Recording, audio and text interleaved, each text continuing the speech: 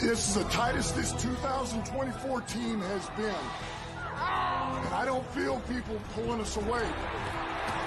I don't think it matters where we play at. You don't care what time of year it is, what the weather is. It doesn't matter. You just show up and do what you do. That's what champions do. It's hard to break us. You ain't gonna do it. The sky is the limit, man. Let's do this thing. Let's go all the way.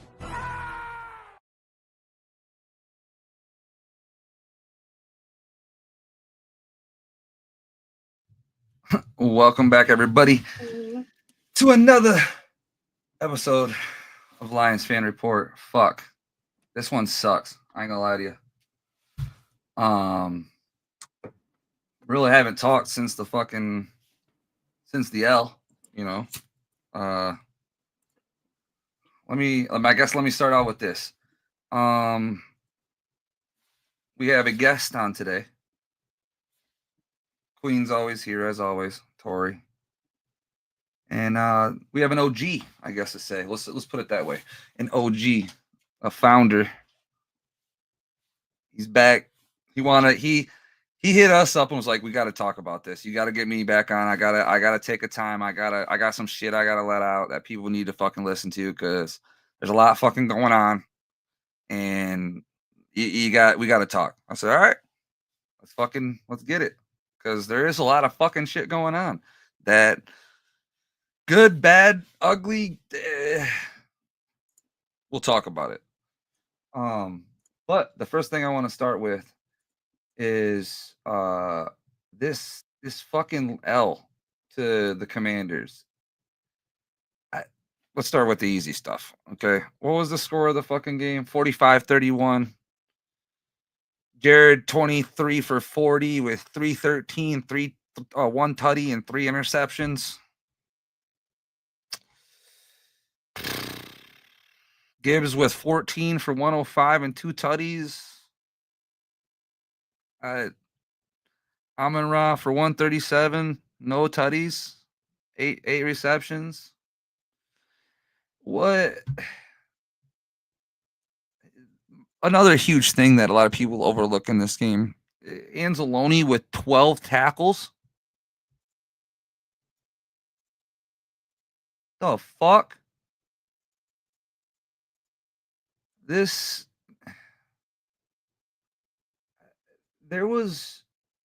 start with the easy one, I guess. Let's just start with the fucking easy one. Jared didn't have his best game, but I will say this. It wasn't his worst game ever. It was his worst game in 3 fucking years with us.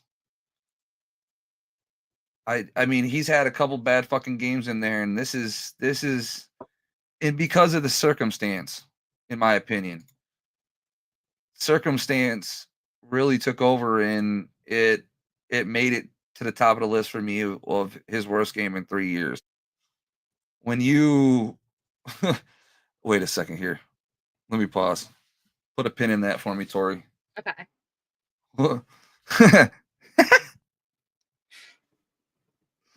This is a funny one.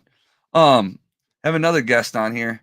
We asked him to be on because of the AG hire, and we'll get to all that. But he has good input. He's an all around football guy. He's like us. He's a savant. I feel he knows what he's talking about when it comes to ball for the most part.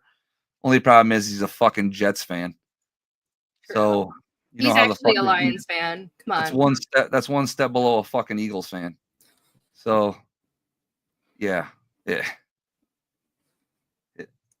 Here he is. Welcome to the party, sir. What's up, everybody? How's everyone doing tonight? Hello. Too shabby. Not too shabby here. Why we only got 3 people here? There we go. Click 4 squares. John's off. Gotta go to work. Anybody watch the 37U videos? Does anybody watch those videos? No. Anybody watch? No. They have no idea. It's fucking hilarious. If you haven't seen it, go on Twitter. Just search 37U, and you're gonna find some hilarious ass football videos. I swear to God, you'll hear the fucking funniest videos. Anyways, guy right down here. This is the Jets fan I'm talking about. Welcome, Justin. Welcome. Welcome to the party, my friend. How was the store? You get lost? No, but Too many coupons. man, had to get some snacks. Yeah. Just multitasking. Had to load the fridge. At fucking 10:39. You do it when you got to do it. You know how it is. I guess. Nobody at the store. I guess. What we were talking about before you hopped in here. I don't know if you were paying attention or not or listening. No. What's the topic here? Yeah, no. So, I'm just going on my little rant about this fucking L, and Jared Goff specifically. My thing about it is let me finish what I was saying is, I truly think that his performance was what I said was his worst performance in 3 years. And that was because of circumstance of it being a playoff game in a divisional against Washington. Washington was on a fucking run. They were hot. Jared played fucking horrible in a sense that he didn't get the job done. He threw 3 fucking picks. One of them was fucking awful. Like an awful pick. I don't blame the last one on him. You're throwing it up for your fucking guy. What are you going to do? But just an all-around performance of his. It was just a bad day at the office. It just happened to be the divisional.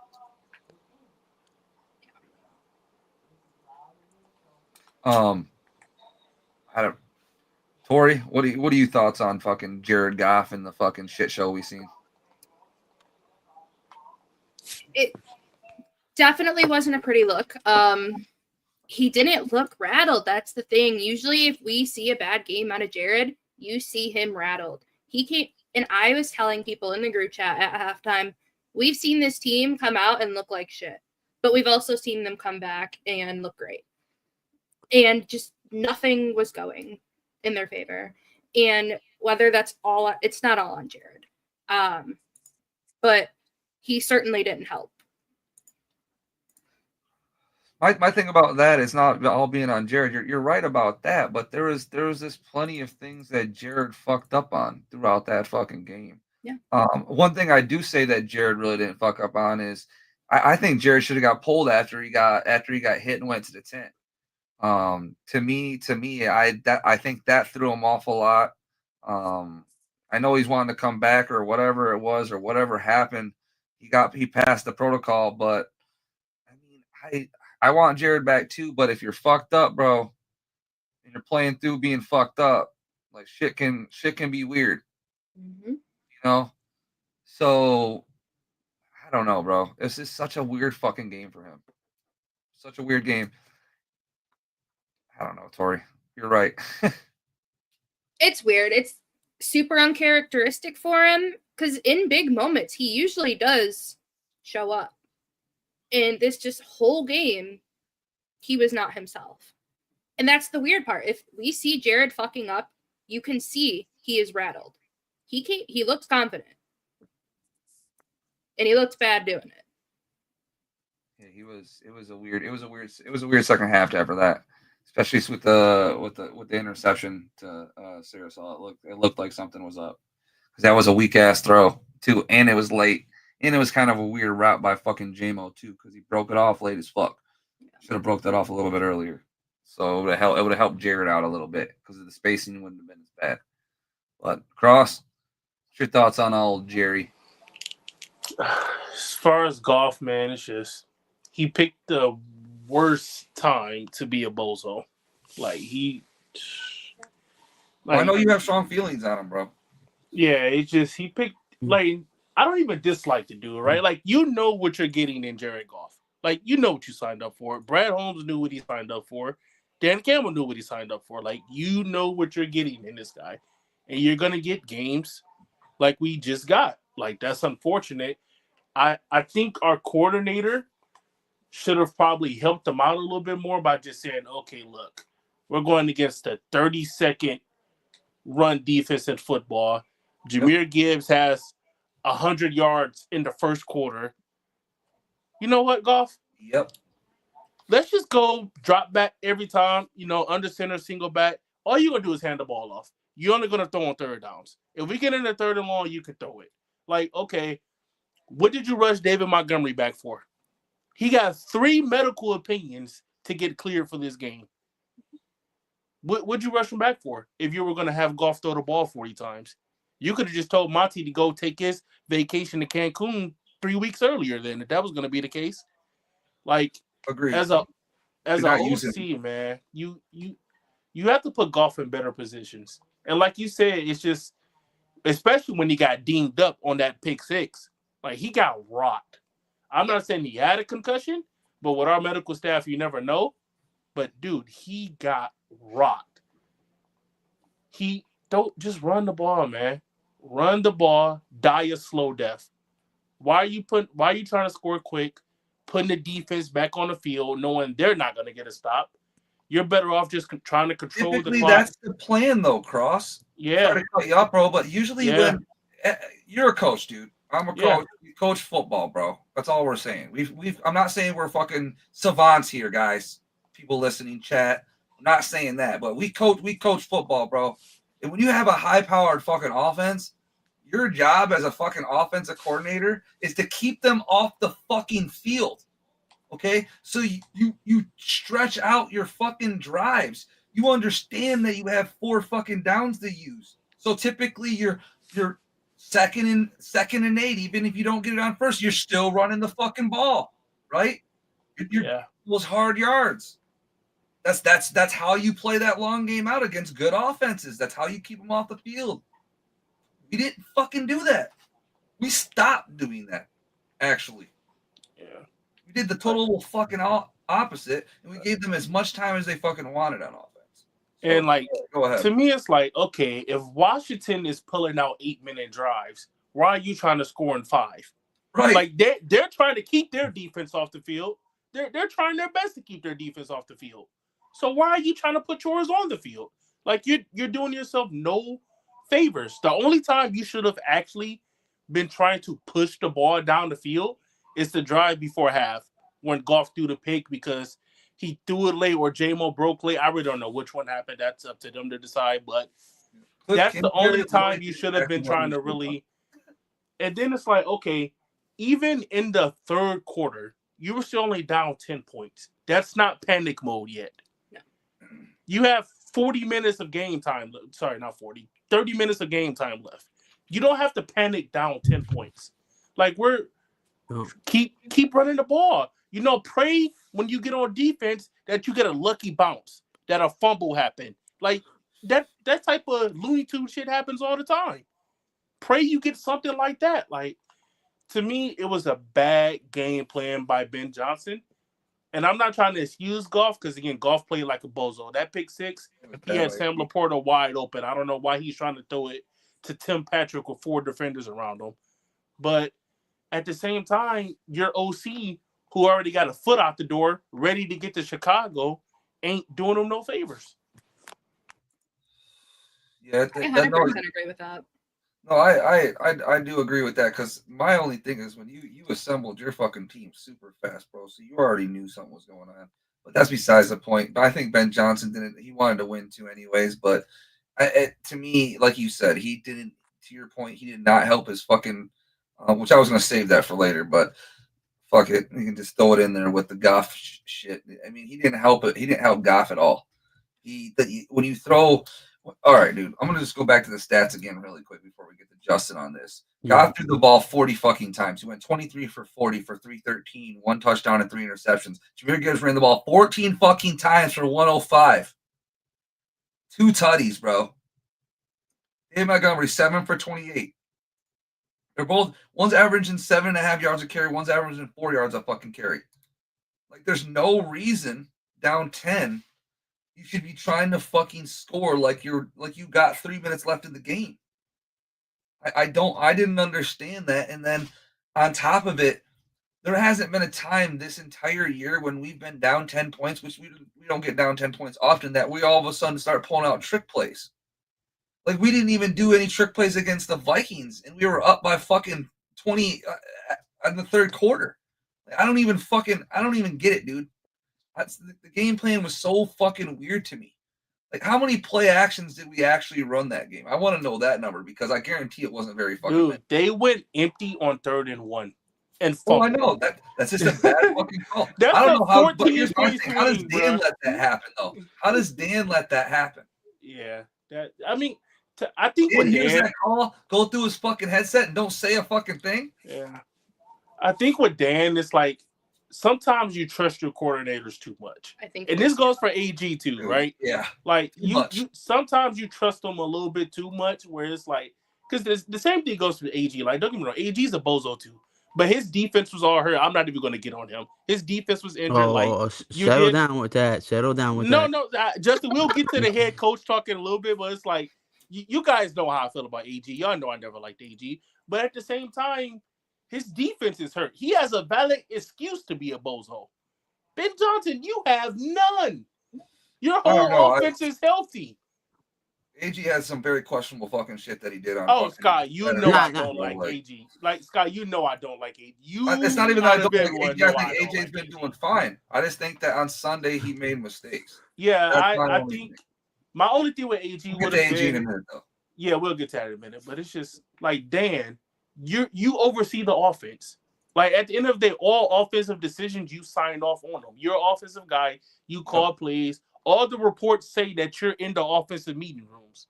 Mhm. Like I know the media who think Dan Campbell is just a meathead don't know that, but yes, Dan He's not Campbell a helps fucking idiot. install. Yeah, Dan Campbell helps install the offense just as much as Ben Johnson does. But anyways, Yeah, he is it's not a like fucking idiot. it's like Dan, like I get it. You want Ben Johnson to learn on his own because he's about to be a head coach. But at the same time, man, sometimes you got to put your foot down and say, dude, this ain't fucking it. Yeah, but not to the expense of our fucking season. Yeah, like this not it, man. What we doing? Like we know how Dan Campbell want to play. Dan Campbell want to control time of possession, and he wants to play good defense. Like he said it the first day he got here. And to be honest with you, the last 10 weeks of the season, the Lions offense has kind of been opposite of that. Yeah, we're scoring the ball a lot for sure, but we're not really having crazy control. I think here's the thing: when David Montgomery went out, I think our offense is more efficient. It got better. It did. You can't argue. It got better. And I love Monty, but it did. And that's just because I think because Gibbs carries went from fucking 10 a game to like 16 a game to 20 a game instead of giving Monty the other 10. Yeah. I mean, reality is, Sky, and I like. Craig Reynolds got like 3 this, fucking carries in entire 2 weeks, dude. I hope this coaching staff sees this, but like, you have a MVP in Jahmyr Gibbs. That's the MVP. Yeah, you have 2,000 yards sitting right there. Yeah, like absolutely. You see what Saquon is doing in Philly right now. Like you have that guy on your team, especially when he gets a little bit bigger, a little bit stronger this next year. Yeah. You have that type of player. He's gonna be fucking tough. That game was a mess, man. Ben Johnson just like he wanted to be the smartest guy in the room. He wanted to, and it showed. Why are we going against a 29th, 30th ranked run defense and not running the fucking ball? The thing that we focus doing, because we're a run first team. Why are That's we? That's where our play action game comes from too, Tori. To your point, right. like I just didn't understand it. Like we didn't do, like we tried to do some funny ass game plan that we did fucking Washington, and it wasn't anything close to what we normally do. No, it didn't make sense.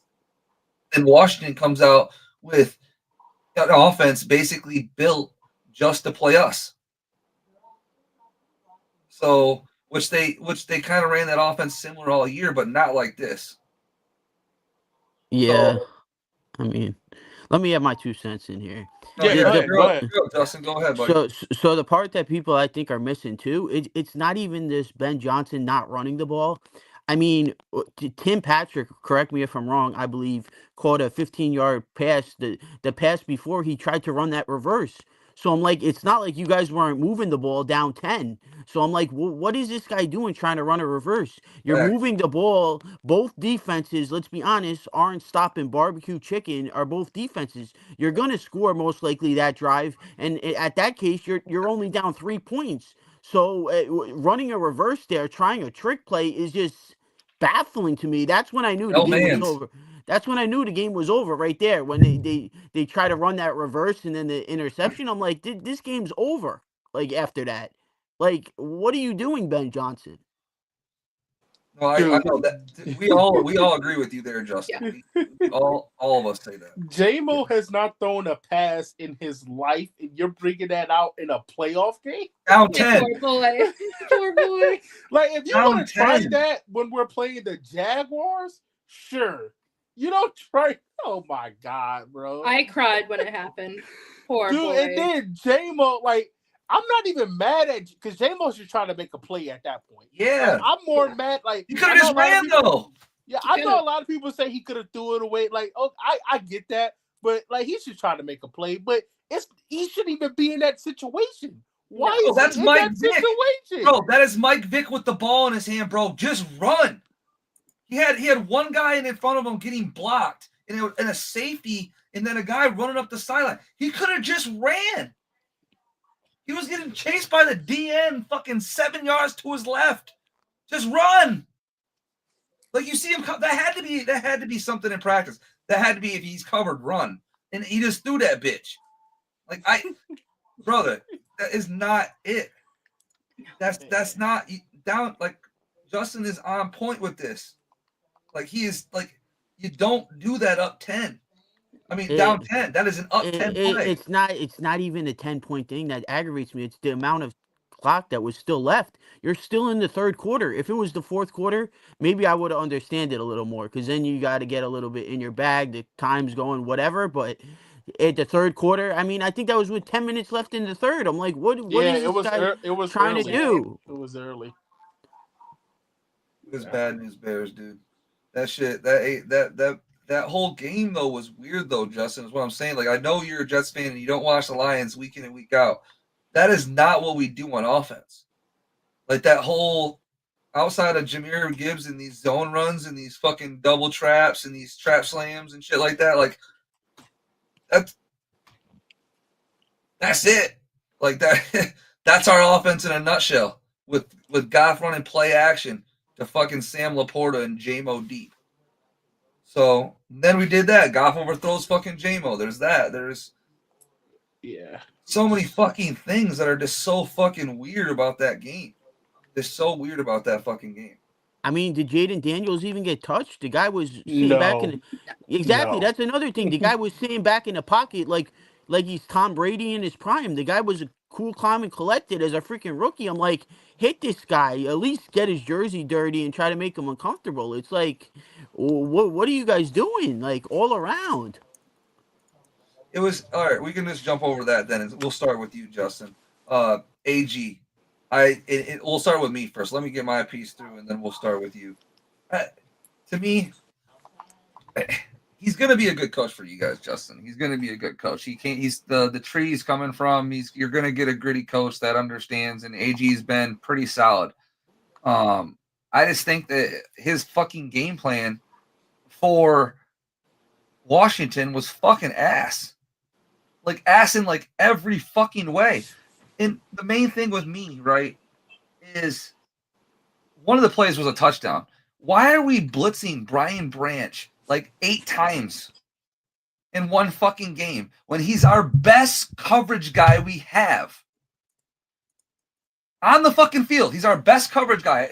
Both of our corners are dog shit. Like, I'm sorry, guys. Terrion is not as good as we think he is. You got Kendall Vildor on the fucking field against Scary Terry, right? Every fucking play for a series, 2 series is going up and down the fucking field, right? They get to the 3rd series and when they throw that fucking screenplay, when Brian Blanche, when they blitz Brian Blanche for the 3rd fucking time, right? Outside of that, they didn't throw it at him. They were throwing at fucking Terry on the entire drive, picking his ass apart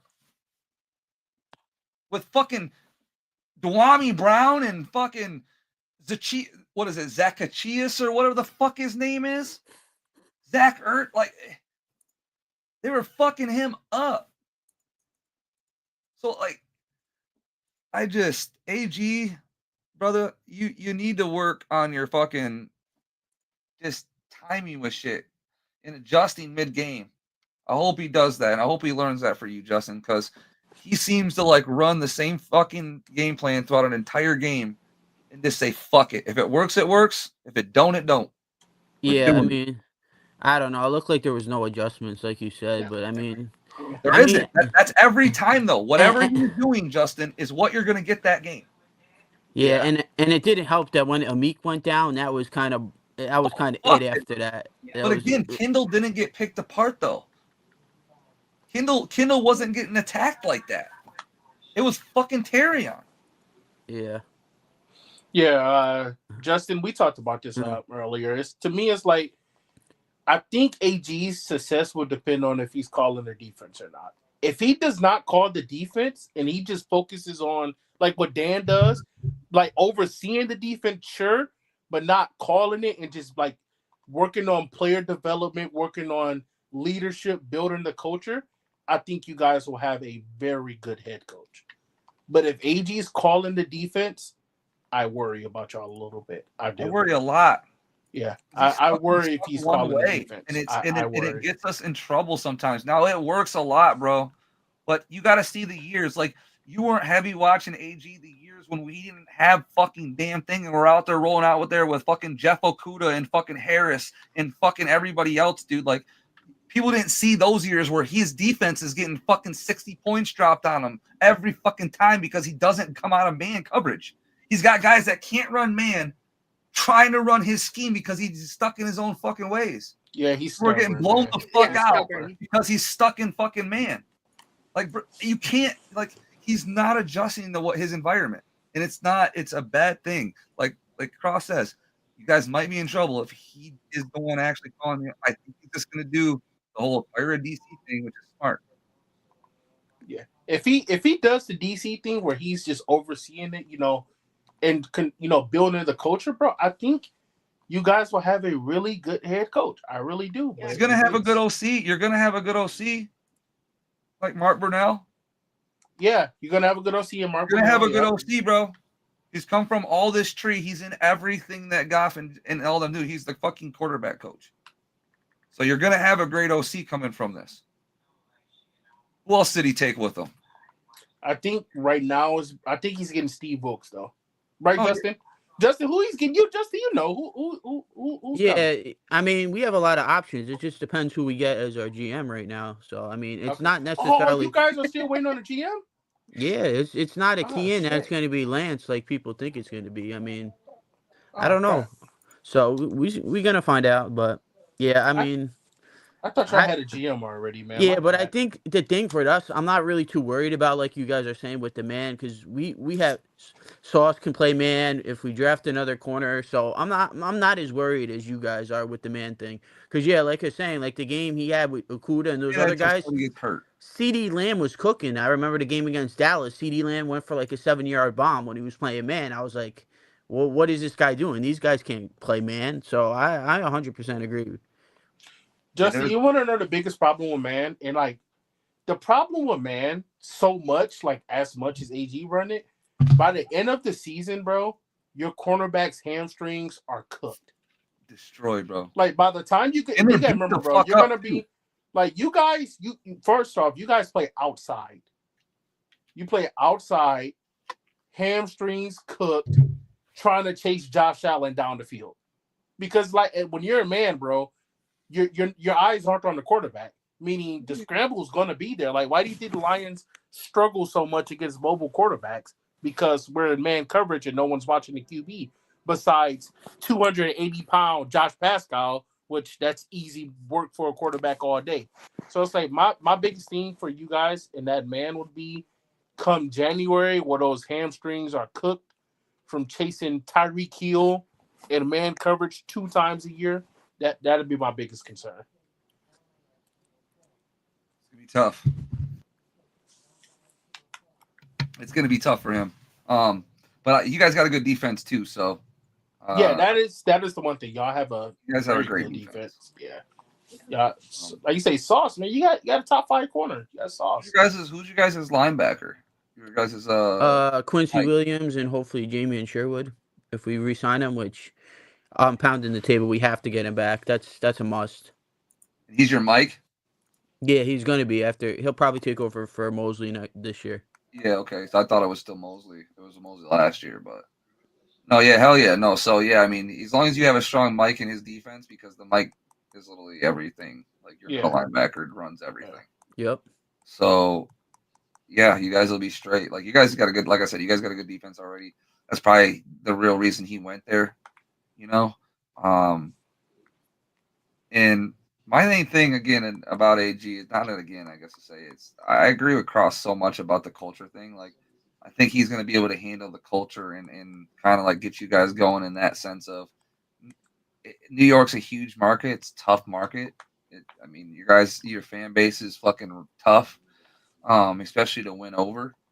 But I think he's got it when it comes to that. I think this is a guy that's going to come in and because he was with Dan and he understands that he's going to come in with that same attitude and understand what he needs to do because you guys are very similar to us. I think when it comes to a fan base and as like a community when it comes to Jets because like it or not, a lot of Jets fans they're blue collar motherfuckers.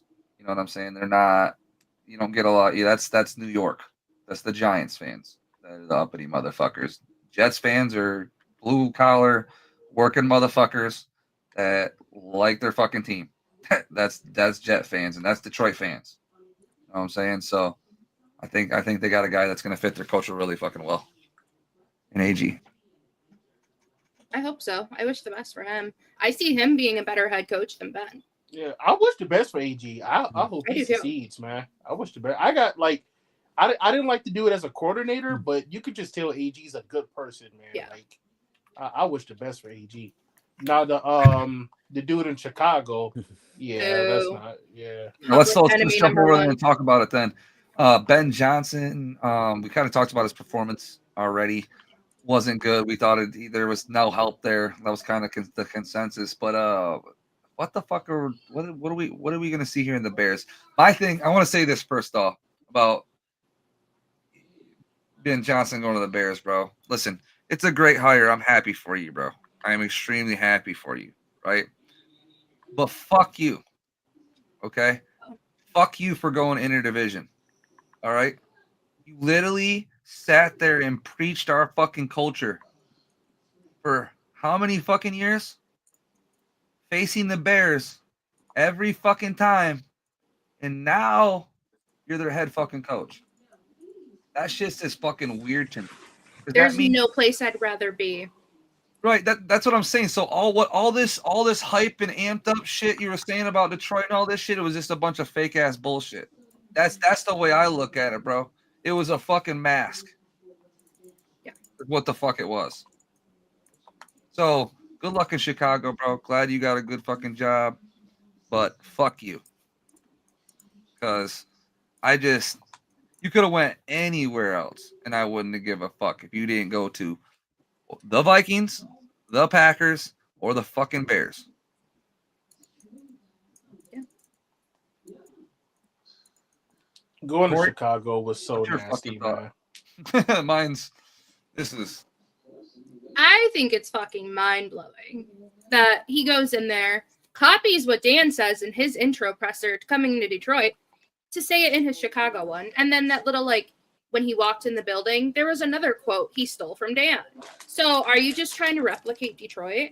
Because that's not going to happen. Sure, you have some good players on your offense, but you don't have a fucking line for anything to happen.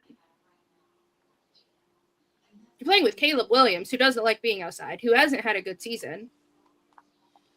What are you going to do? Sure, you can run all these plays. Caleb's just going to get hit. There's no protection. I just don't understand it. Because he had good offers, good places to succeed from the last couple years. But you take the Bears? That makes no sense to me. He just must really love the fucking Bears. Is he a Bear? He must be a Bears fan. Secretly, he has to be. Dude, as quick as he took that job, bro, they had that. Ever since that Thanksgiving game, bro, I feel like him and the Bears already had an agreement, dude. My thing is it's the staff. The staff hirings that were kind of all over the place that he already instantly fucking had. Yeah. That's what gets me. Yeah. It's not the ones that were in the building. It's the ones that are like, who didn't he hire? Dennis Allen? Not officially. Not officially. No, he hasn't had any staff hirings. Yeah, the soon as he got hired, it was like a report came out like Dennis as the leading candidate, but it's not official. Yeah, okay, so he's basically fucking hired, dude. That's okay. So like that's what I'm saying. If they say he's a leading candidate, he's fucking hired essentially. Yeah, he's been talking to people already. That's what I'm saying. So it's like, come the fuck on. I mean, I originally thought that his shitty game plan on Saturday was because, hey, let's try to pull some bullshit. Hey, they're the 30th worst run defense. Let's try to pass it. Try to be cute because Brady was in the booth, and that was an offer too. That was my original thought. Never did I think, oh, he's been talking to I knew he was talking to other teams, but setting up a staff already? Because you can't tell me that within those 2 days of him even taking the job, that's when he did all of that and had it pretty lined up. Yeah, but you got to think that stuff has been in the works for a while. So I think the optics just look terrible with him. That's the part where we're the missing. optics look bad. The optics look terrible, but that's been in the works for months. But I think it's a little bit ridiculous that people are sitting here and already saying, oh, Caleb Williams is going to be great with Ben Johnson. I'm like, wait, what? What are you guys talking about? Like, can we, like, see what his staff looks like? This guy would be in his second year. I mean, let's just call it how it is. He had a terrible rookie year. So to sit here and just say, oh, this guy, the Bears are going to be all world and this coach is going to be decent is just crazy to me when people are saying it. We've seen this song and dance before, haven't we, Justin? Yes. Yeah. We've literally seen the new coach comes in and fucking here we go. Yep. He thought he got something, and now Ben Johnson has put all his eggs in a basket on Caleb Williams. If Caleb Williams doesn't succeed, you think Ben Johnson's gonna have a fucking job? They all getting fired together. Poles, Caleb, Ben, they're all getting fired together, man. Yep. Yeah, it's not. It just, dude. I'm actually surprised Poles survived already, to tell you the truth. So am I. So, hey, it's just a weird one for me. Dude, if you wanna come play Dan twice a year just to get 2 guaranteed L's, you know what? Be my guest. Facts. I mean, we know what's coming. The only problem is you no longer have Penei Sewell. No. You know, like you don't have like some of these guys that, like Tori was saying, you don't have some of these guys that are great. Good luck to you. Good luck to him. Good luck to him. I say good luck to AG bet more though. Like good job, AG. Thank you for going to the Jets, my friend. That's a good job for you. I think it's a good job as long as Woody don't get in the way. I think it's a great job. Just I'm glad you're in here. So how do you feel about Woody? You think Woody gonna actually give AG time to build it, or you think it's gonna be like, okay, after 2 years you on the hot seat? Like what'd you think about that? I mean, to be honest, I think the Woody thing, people are kind of misconstruing it a lot with Saleh and Joe Douglas. For the most part, until probably this year, he really stayed out of the way, if we're being honest. People just want to get fed up in the Woody this. I mean, until this year with the Reddick stuff, not coming into training camp, and then the Saleh 5 games into the season, he really let Joe Douglas and Saleh, for the most part, do what they need to do. And those guys been around for 6 years. So to sit here and hopefully he just lets Glenn, and I think Glenn's gonna build a tremendous staff. So I'm not really worried like everyone else. The Woody part, I think that gets a little bit overblown because of, like, you know, the stupid stuff he says with video games and all that stuff. But at the end of the day, if you don't win games, you don't win games. It's really that simple. And I think Aaron Glenn he's already reaching out to players. He's already a former coach. So that tells you right there he has a different demeanor than we've ever had from the start. So it's like, I'm not really worried about the Woody Johnson stuff like everyone else. Okay. So I know it's early, right? But what's year one expectations? Like, not win losses, but like what what do you think year one expectations are? I mean, pretty much the simple stuff. I mean, I'm not really expecting. Obviously, depends what happened. The first domino to fall is Rodgers, as we know. We'll see what Yeah. happens with that. But you gotta just be a leader, hold guys accountable, and hopefully player development. Then those are the things I'm looking for. The wins and stuff, I'm kind of indifferent when people say that because I'm not really a fan of sit here and accept losing. I think that just is not a way of building a culture. So I'm a little bit indifferent when it comes to the patience kind of stuff. You have to win ball games. That just is a matter of fact what it is. Yes, I'm going to be patient with the guy, but at the end of the day, I'm not going to accept no 2 or 3 win losses. That is not acceptable no matter who my coach is. So I think about it a little bit different as other people. Okay. Yeah, it's tough sledding over there in New York. That's for damn sure. I mean, you guys have seen success. Like I said, it's a big fucking market in my eyes. Because you guys put a lot of pressure, on staff over in that, especially since you guys have been bad for a fucking grip. You guys' expectations are extremely high, like you said. Like you're not the only one that says that, Justin. Like like a lot of Jets fans say that same shit. What I want to jump to though is we know we're losing Mark Brunell, Tyrell Williams to the Pats. Yeah. Mm-hmm. What's our feelings on that? You want to go first, Tori, or go ahead, Cross? Okay. Dude, to me, this was actually one of the dudes I didn't want to lose, man. I think we're gonna lose Hank too, but to me, man, I thought Tyrell Williams came in here, and I thought he did a really good job. Like, you talking about Hutch and Aleem, right? Like, obviously, they were going to break out no matter who was here, right? They were going to break out regardless of who was here. But I still think he had something to do. Like, dude, Hutch was about to have the greatest defensive line season we've probably ever seen. He was going to break the sack record. He was on pace for, what, 22? I think 22 might have been. Like, he was going to break the sack record. Aleem McNeil, before he got injured, I think he was top 10 in interior pressures.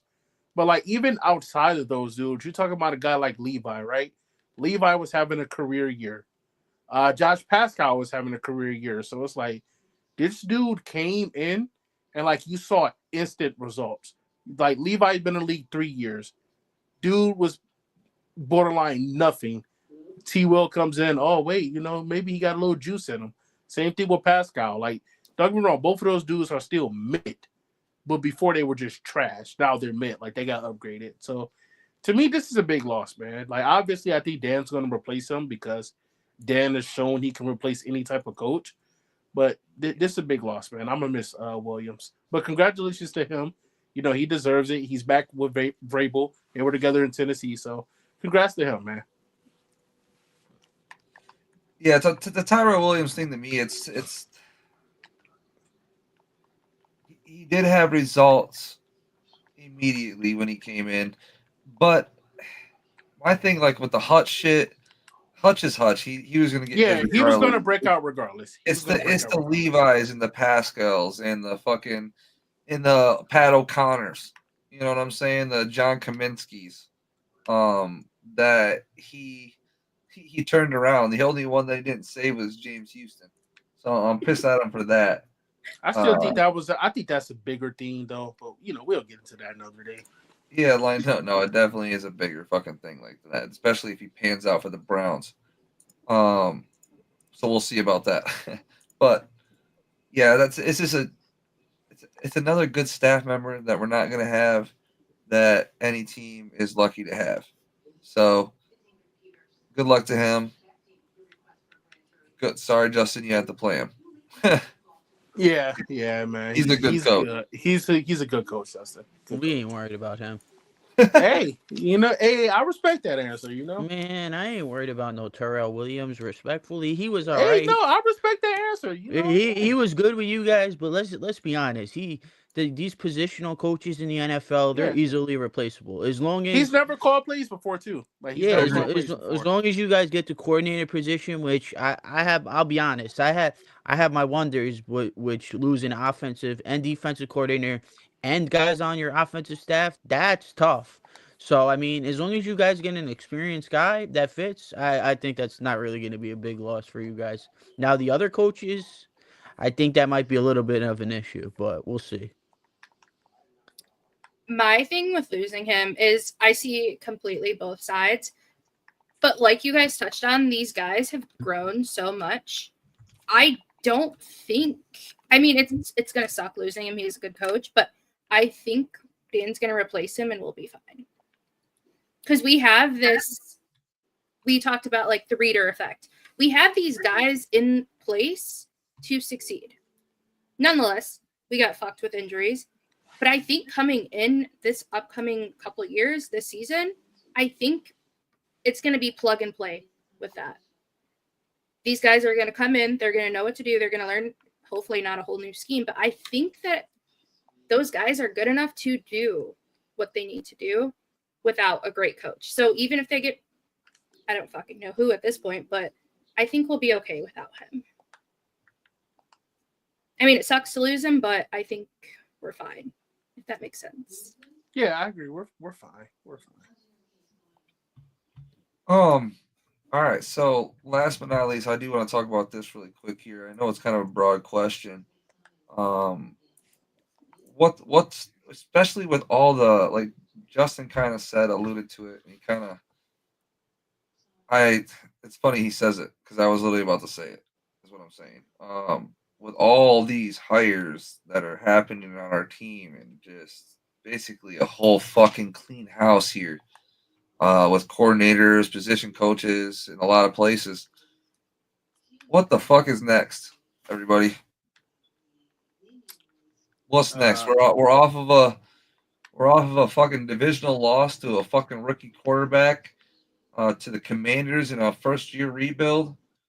Coming off of a fucking NFC Championship game loss to fucking San Francisco on a head bobble.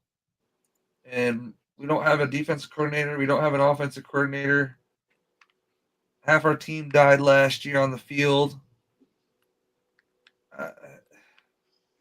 We have a special teams coordinator not leaving us.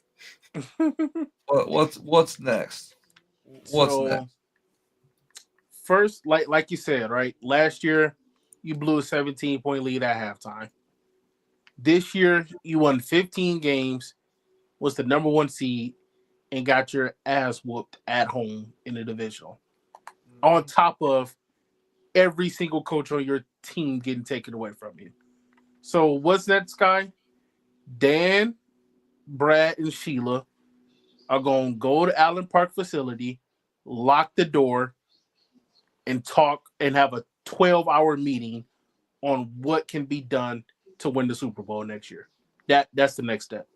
What do we need to do to get the Super Bowl? Dan, go get me the guys as far as coaches, and I'll go draft for the system. And Sheila, you sign the checks. There you go.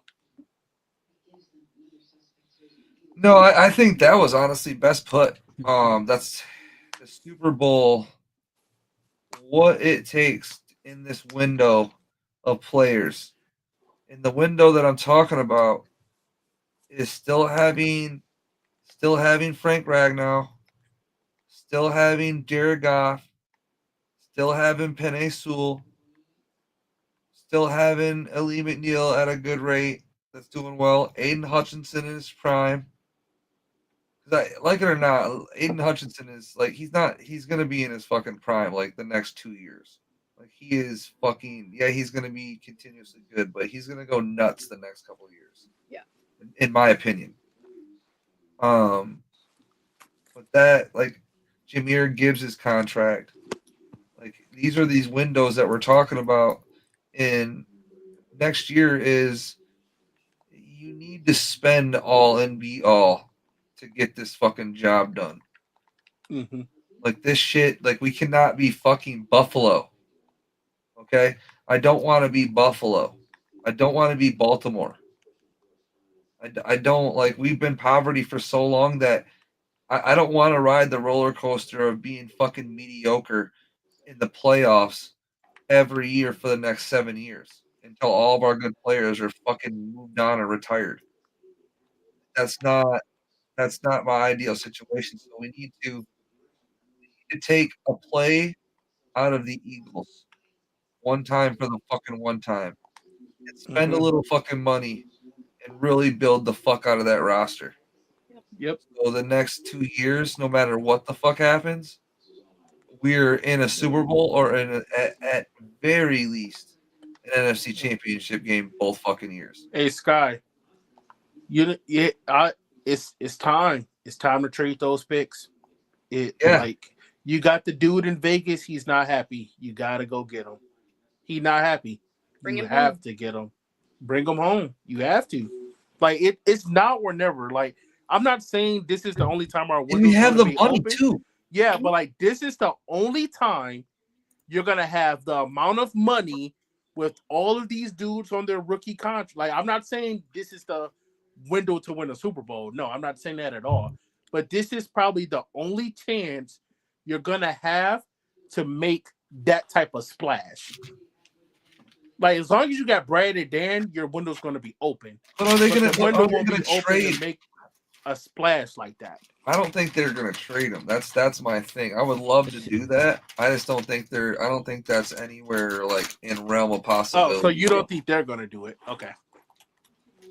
Yeah, I would love to do that. I would ship every fucking pick needed to do that. You know what I'm saying? Because that is something that we need. Absolutely. If you get somebody on the other side of Hutch that's going to affect the quarterback like that, then yeah, that's an insane thing to have. I'm more necessarily worried about our secondary. I think we need to fucking go fucking buy a fucking corner that's worth a fuck. You want to bring Carlton back or no? Fuck no. I don't either. Okay, we're on the same page with that. Yeah. He's too much money for what he is. Go ahead, Justin. Go ahead. I was gonna say, forget this draft and develop nonsense that Brad Holmes does. It's time for him to get a blue chip player. I mean, yeah, it's time to make a splash. I mean, let me throw a name out there. I mean, the guy was injured this year, but I mean, he could be on the market. What about a guy like Jair Alexander from Green Bay? I could see that being a possibility. Ooh, the hammy shot. His hammy shot. Their shot, man. I mean, you never know though. With the doctors check out, I mean that always happens. So they say these guys are injury prone, and then they come out next year and they're fine. So I mean, I don't know. That's just an option. You can get them cheap though. Brad Holmes special. Yeah, you can like Jair. You can get them real cheap. It's you have to wonder if they're going to trade them within a division. I mean, Washington did it. Washington did it. Yeah, that's true. Yeah. They might cut Jair though. Like they might cut him. Yeah. That's a decent. I wonder if his hammies are cooked. I don't know if his hammies are cooked or not. That'd be my thing. Yeah, I mean, that sauce. I mean, I definitely think if this is the year, you can't go 3 years without at least getting to the Super Bowl. If you don't, I'm gonna be honest. If you guys don't get something done, at least make the dance this year, then I think you're gonna have to make some major shakeups because being a 1 seed, losing by 17. There's only so many things where it's just There's gonna be Jared. Huh? It could be. That'll be the mix-up, Justin. That's the only. Could be. Never You know. can get out of it in 2027. You can get out of it. But that's the only thing. That's what's reality of it. No, I mean you could cut him a guarantee check and get the fuck out of it. Yeah, you really could. Like it's really that easy. It's just that if Sheila wants to fucking do it, and Brett has the balls to draft a fucking quarterback. Like does he have the fucking balls to draft Quinn Ewers next year?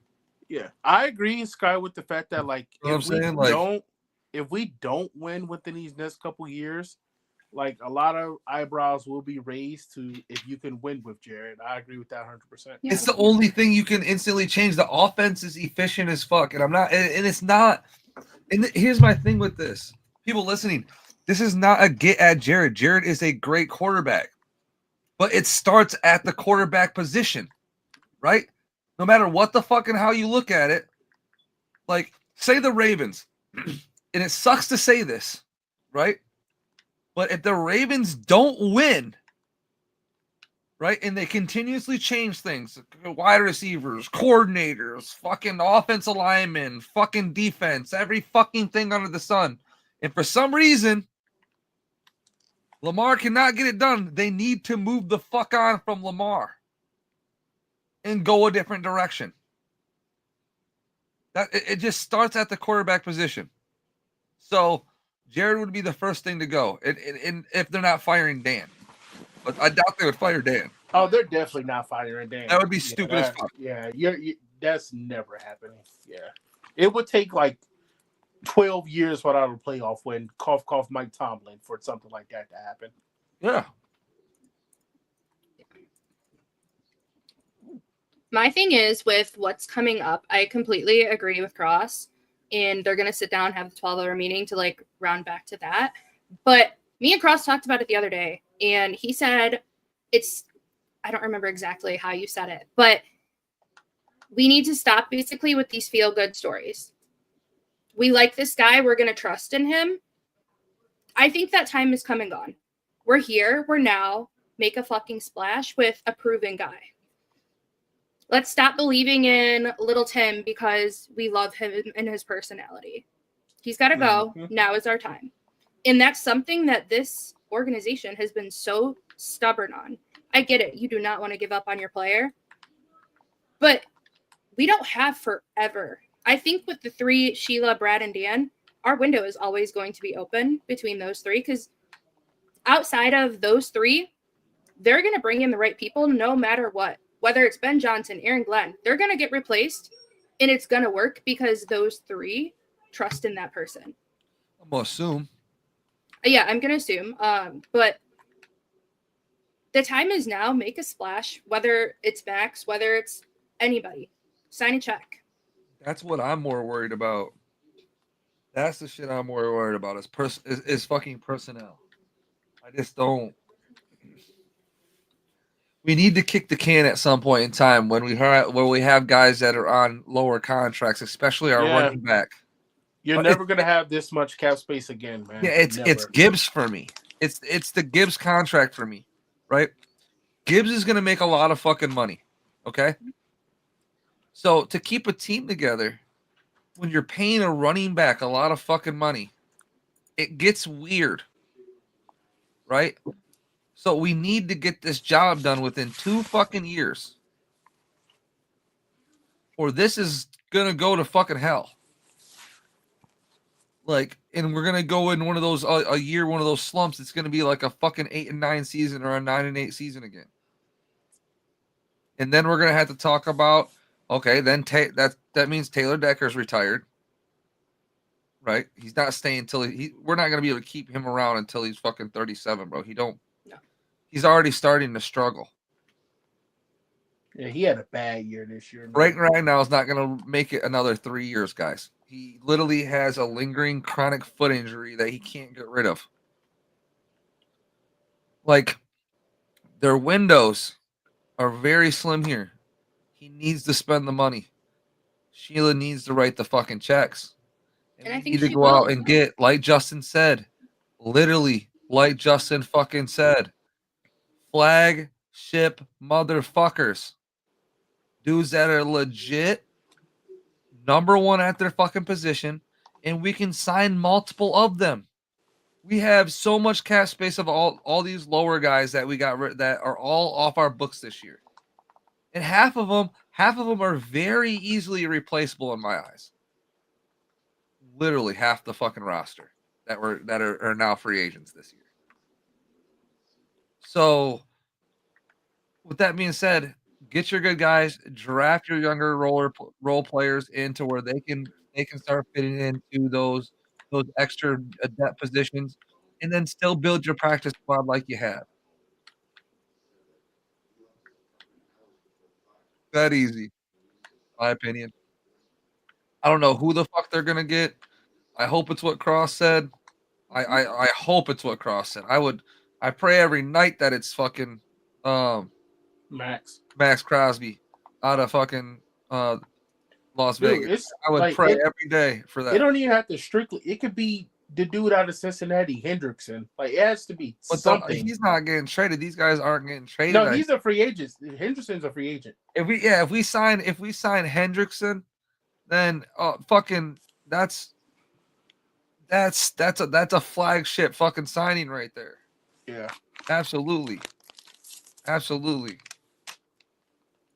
We it has also to be need something, man. It we has to also be need something. a guard. It can't just be draft picks. It has to be something. I think we need a left tackle.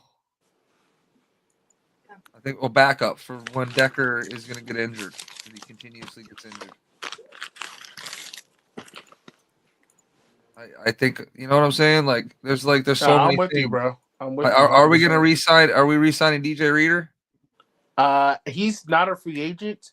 He's still under for one more year, but I actually think they're going to cut him. But is he going to play though? No, I think they're going to cut him. That's what I'm saying. That's what I'm saying. So DJ Reader's gone then. Yeah. Okay. So then we need a defensive tackle. That's another flagship position we need. There's a reason we went and got DJ Reader. Mm-hmm.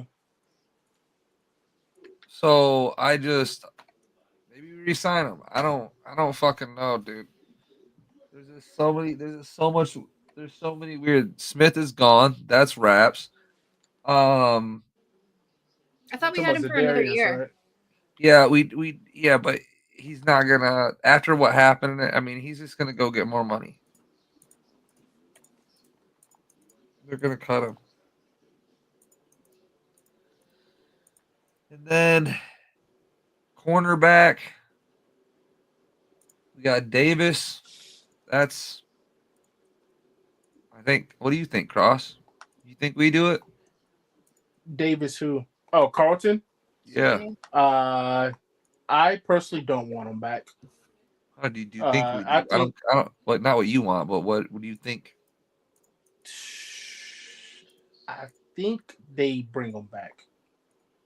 Justin, if it's not him, who else? I think they bring him back. mean, you got it. You have too many. Like, if you're really all in, like you're saying, Ennis, Ringstraw, Arnold they're question marks. Let's just call it how it is. I mean, I think you have to. If you can get him at a good number, then I think you have to. But I can also see other teams with big money trying to throw money at him. So right. I don't know. That's a tricky one for me, to be honest.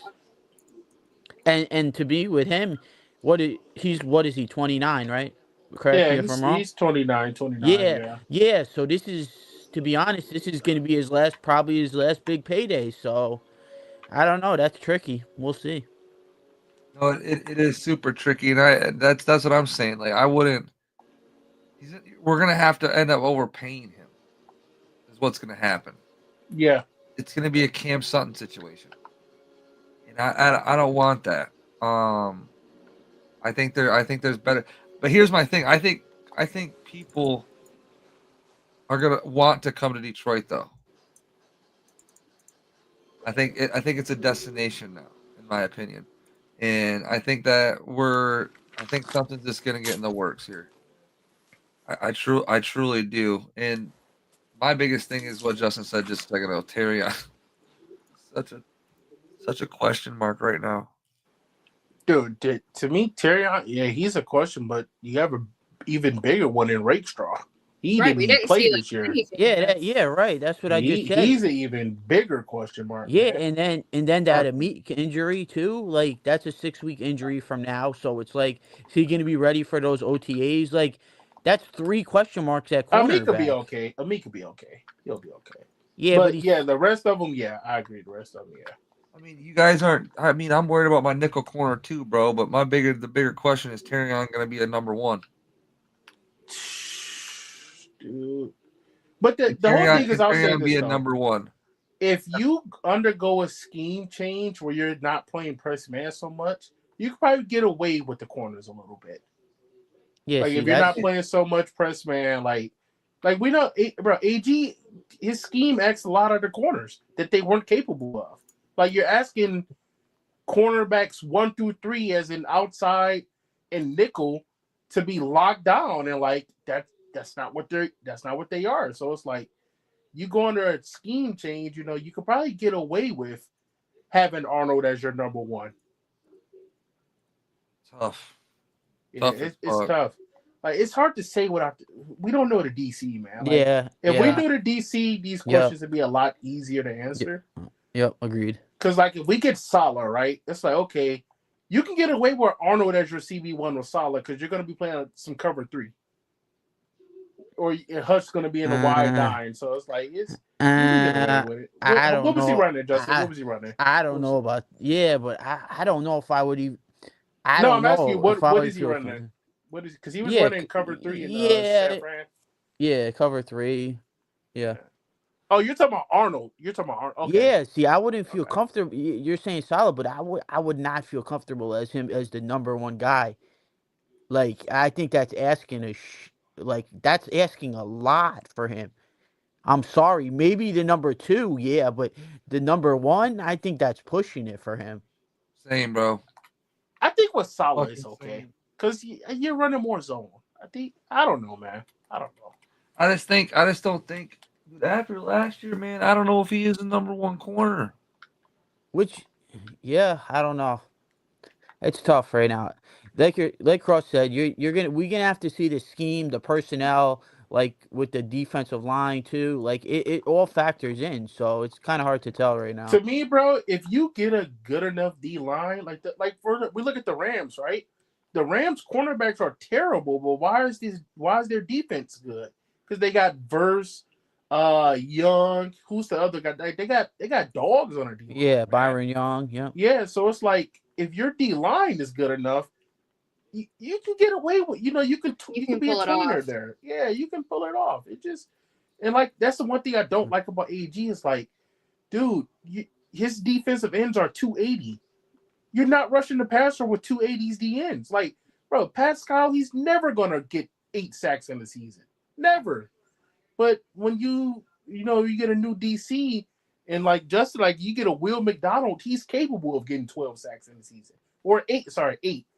Like it's just 8. He had 10 at 10. Yeah, even year. better. Like he should have had like 15 or 16. You get those type of tweener guys with a different DC, you're pressuring the quarterback a lot more than you are. And another thing, you don't have to blitz. Like we look at Aaron Glenn, dude, we were one of the highest blitzing teams in football. So you're asking Arnold and them to not only man up, but they're getting no help, no safety help. You're on an island. Like that's a hard ask, especially for a rookie. Like that's a hard across ask, the fucking field. Yeah, that's such a hard ask, man. Like I know Arnold. Like to me, for what he was asked, I thought he was okay. I'm not saying he's about to be a number 1 lockdown corner because I didn't think he was that coming out. But I think with the different DC, like. You can get away with it a little bit. I'm not guaranteeing it, but I think you could. Yeah, I mean, we're definitely going to be able to get away with it. I'm not saying he's terrible or anything like that. I just don't think he's a complete number 1 corner. I think he's a solid number 2. Yeah. I like Terry on at number 2. I like that a lot. I think it was a good when JD was out there. I think it was straight. My opinion's a little different on this. I think Terrion still has the potential to take a number 1. This is a guy that has shown he can lock the fuck down. But corner is like the hardest position to transfer from college. And for him, I think he did a good job this season. Considering everything he was asked and how fucked our entire defense got, I think he did great for a rookie. Yeah. I still think he could take a number 1 spot in a full man. It's going to be a little iffy, I think. But like you guys said, if we switch a little bit up, switch scheme, invest in a D lineman, let them go off and ease the pressure a little bit, then I think he would be completely fine as a number 1. We'll see. We will see, folks, because we need cornerback help. We're all in agreement of that, but we'll leave it at that for this week. For what's next, we don't know, but we're going to find out soon. I'll tell you that because these guys move quick. So news is going to drop soon about a lot of shit. You're Ben Be looking Johnson. for You move that. super quick. Yeah, for sure. If you're Ben Johnson, you're already 3 steps ahead. No, facts. Yeah, no, he definitely is. Forgot about the Washington game. But what I was gonna say is, Justin, I appreciate you coming on, man. For sure. We needed that Jets insight on Aaron Glenn and all that good stuff because we want to know how our guy's gonna do over there, and I think he's gonna do well for you guys. I'm So rooting I for y'all, appreciate you man. coming on. Fingers crossed. Hopefully.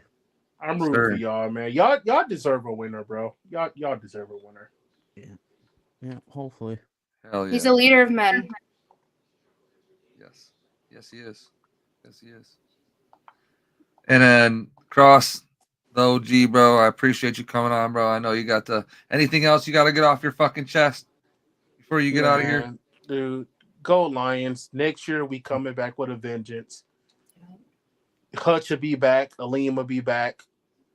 We coming back with a vengeance next year, man. It's on next year. Yeah.